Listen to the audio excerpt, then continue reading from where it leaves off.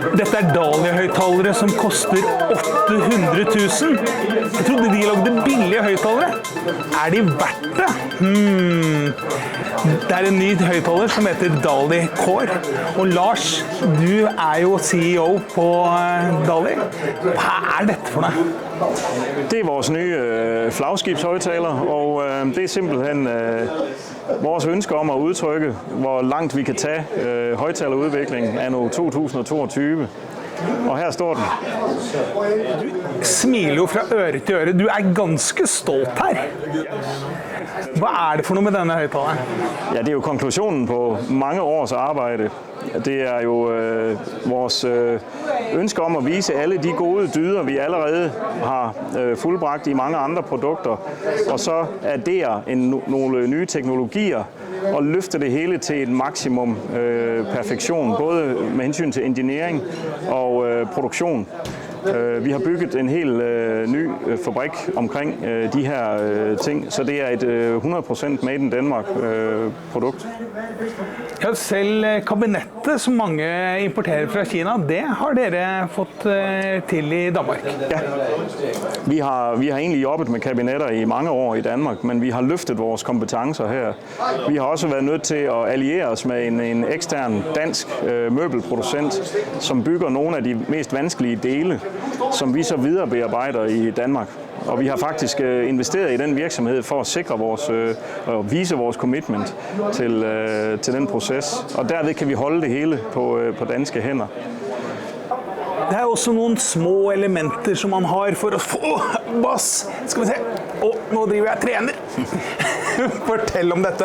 Kan ikke du bare holde det? Det er en manddomstest, og jamen det er wooferen i vores core, hvor vi har et hæftigt magnetsystem, som er bygget op omkring det, vi kalder Balance Drive SMC teknologi, som egentlig er en videreudvikling af et ældre princip, hvor man sætter to magnetsystemer, komplette magnetsystemer back-to-back, og så vikler man 2 gange spoler på den samme spoleform, men i modsat polaritet.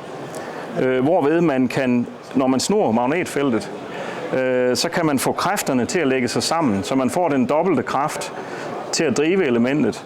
Men man får også udbalanceret rigtig mange af de fejl, som uundgåeligt følger med i traditionelle magnetsystemer. Og derved får man en ekstremt lineær bevægelse, som er helt upåvirket af den forvrængning, der normalt opstår, når man sender store strømme igennem et motorsystem. Hvor længe skal du teste mig med at holde denne? Jeg kan holde den. Nej, jeg kan i den. Vi kan bytte til en lidt mindre version. Nu har jeg fundet en, som er veldig mye bedre. Hvad er dette for dig? Det er egentlig mellemtonen, eller mellemregisterelementet i samme højttaler, hvor vi benytter en nedskaleret udgave af det samme type magnetsystem.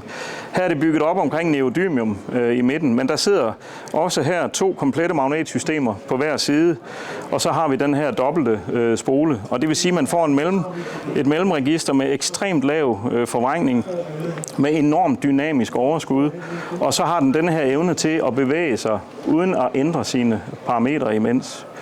Elementet er baseret på vores egne kendte woodfiber cones. I det her tilfælde har vi frempræget et mønster, som faktisk forstærker og nedbryder nogle resonanser, uden at tilføre ekstra vægt. Så det er en fin løsning på noget, vi er vældig fornøjet med i forvejen. Ja, for når man ser højttaleren for første gang, så ser den jo lidt lik ut det, man har set før. Så man kan tænke, ja, men det er ikke noget nyt med disse elementene. Det er jo det første, man tænker. Men det er også veldig mye ny teknologi bak det. Det er der, og vi skal også huske, at vi laver et produkt, en højttaler her, som vi agter at sælge. Det er ikke bare et showpiece, som vi kan stå her i flere dage og få til at funke. Det er faktisk en one-piece kabinethøjttaler. Den vejer godt nok over 150 kilo, men den er faktisk mulig at installere i vanlige hjem, hvis man har pengene til det. Og Den fungerer med vanlig højkvalitets elektronik, forstærker. Den er en ganske enkel belastning for forstærkeren, og det vil sige, at det er helt op til den entusiastiske ejer, hvordan man vil få sin personlige smag ind i anlægget. Men i udgangspunktet er det en traditionel højtaler, ja, og så gemmer mange af teknologierne sig bagved. Der er en del kabinetteknologi også, som gør, at kabinettet er ekstremt tavst og virkelig er i stand til at holde de her mange kræfter, uden at generere en lyd selv. Så der er mange fortællinger, det er korrekt. Og disse elementene de er også laget slik at de skal ha høyest mulig følsomhet hver for sig, og det betyr da økt dynamik, vil jeg tippe. Man kan sige, at de er lavet sådan, at de skal have maks mulig kraft, fordi de giver maks mulig kontrol, og dermed følger faktisk også højest mulig følsomhed, og det er vi rigtig, rigtig glade for, fordi det giver os en reduceret stress ved høje niveauer, fordi vi kan drive det samme lydtryk med mindre strøm.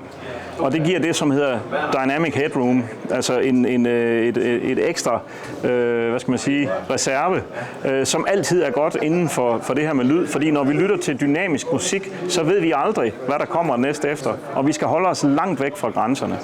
Og det, som bra med dette, det at du kan blive uvenner med naboen forever, hvis du har disse højtalerne. Og her kan du spille højt. Ja, du kan, men du kan bare invitere ham ind. Der har du en ven for livet. Klar for party. Yes. Og da skal du på party? Det bliver nu.